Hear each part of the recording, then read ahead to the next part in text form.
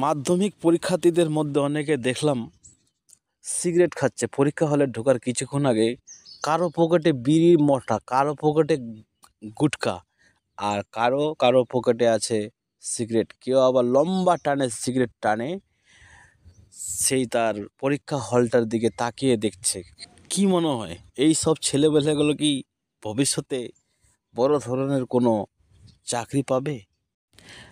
না, এরাও হয়তো একদিন যেরকম এই অস্থায়ী চুক্তিভিত্তিক কর্মচারীরা রয়েছে, civic volunteers, VRP, village police, এই রকম কোনো কাজ করবে। তখন তারা বুঝবে এবং মনে মনে ভাববে, যদি ভালো করে পড়াশোনা করতাম ছোটোবেলা, তাহলে আমাদের এখন এই পরিস্থিতি এবং করোনার মধ্য দিয়ে যেতে হতো না। এখন সিভিক ভলেন্টিয়ার্সদের মধ্যে যেটা শুরু হয়ে গেছে, কাতরাচ্ছে, তাকিয়ে আছে মমতার মুখের দিকে, কখন বলবে যে সিভিক ভলেন্টিয়ার্সদের বেতন বেড়ে গেল। কিন্তু অথচ তাদের কিছুই হচ্ছে না। তাকিয়েছিল কিছুদিন আগে রাজ্য বাজেটের দিকে যে কিছু একটা হবে, কিন্তু হলো না। তাদের যে মন কত খারাপ, তবু তারা আশা ছাড়েনি, হাল ছাড়েনি। এখন তাকিয়ে আছে যদি কোনো মঞ্চে, নজরুল মঞ্চে বা কোনো মঞ্চে যদি সাক্ষী রেখে বলে যে সিভিক ভলেন্টিয়ার্সদের উপর জন্য এত টাকা বেতন বাড়িয়ে দিলাম, এইরকম আশা ধরে আছে।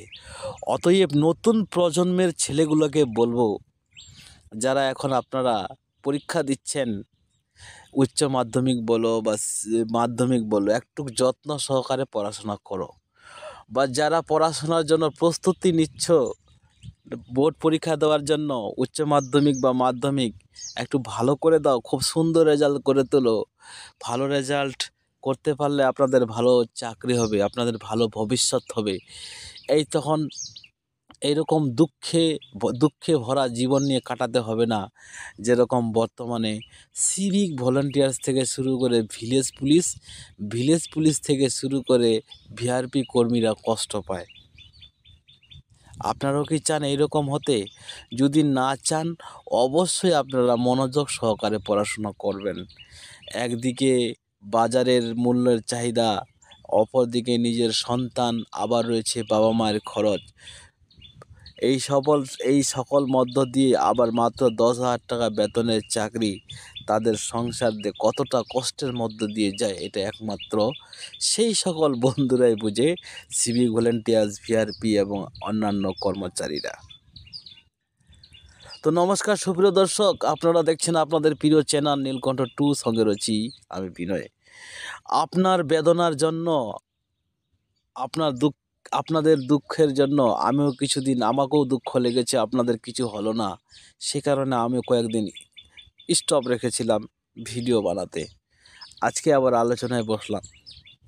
আপনার যদি ছোট ভাই, আপনার যদি কোনো ছেলে, আপনারা যদি পড়াশোনা করে থাকেন, তাহলে খুব সুন্দরভাবে পড়াশোনা করান। কি ভাবছেন আপনার ছেলে মেয়েগুলো কি এইরকম চাকরিতে যোগ দিবে? না, আপনারা উন্নত ধরনের চাকরিতে যোগ দিয়াবেন। যদি আমার কথাগুলো আপনাদের একটুকু হলেও গায়ে লাগে, তাহলে আপনার ছেলেকে আপনি সুন্দর করে পড়াবেন। না, আপনার ছেলেকে আপনি জন্মের পর থেকে লুয়া ভাঙ্গা চূড়া বানাবেন, কালেকশন করা বা আইসক্রিম বিক্রি করা যদি বানাতে চান, তাহলে আপনারা অবহেলা করেন। সেই লাইফটাতে কত কষ্টের একমাত্র তারাই বুঝে, যারা এরকম জীবনযাপন করে থাকে। তো যাই হোক বন্ধুরা, রাজ্য বাজেটে তো সিভিক ভলেন্টিয়ার্সদের বেতন বাড়ল না, তাহলে কি এবার কোনো মঞ্চে সাক্ষী রেখে বর্তমান সরকারের মুখ্যমন্ত্রী মমতা বন্দ্যোপাধ্যায় আপনাদের বেতন বাড়াবেই? সেটারই আশার দিকে থাকা হলো। যদি বেরিয়ে থাকে, তাহলে কয়েক মাসের মধ্যে হয়তো কোনো মঞ্চে গিয়ে বলে দিল যে হ্যাঁ, রাজ্য বাজেটে তো সিভিক ভলেন্টিয়ার্সদের জন্য কিছু করা হয়নি। তবে আজকে এই মঞ্চকে বা অমুক মঞ্চকে সাক্ষী রেখে বলছি যে সিভিক ভলেন্টিয়ার্সদের বেতন অমুক মাস থেকে, এত তারিখ থেকে এত টাকা বাড়িয়ে দেওয়া হলো। তারা খুব ভালো কাজ করতেছে, ভালো উন্নয়নমূলক কাজ করতেছে, অনেক লোকের সেবা করতেছে, অনেককে হেল্প করছে। সিভিক ভলেন্টিয়ার্সদের মধ্যে অনেক বড় লোকের ছেলে আছে, যেহেতু চাকরি হয় না, ভালো রেজাল্ট নাই, তাও সিভিকে চাকরি করে তারা গরিব দুঃখীদের সাহায্য করে চলেছে। তো ধন্যবাদ বন্ধুরা, যদি ভিডিওটা ভালো লাগে সাবস্ক্রাইব করে পাশে থাকবেন এইরকম আপডেট পেতে।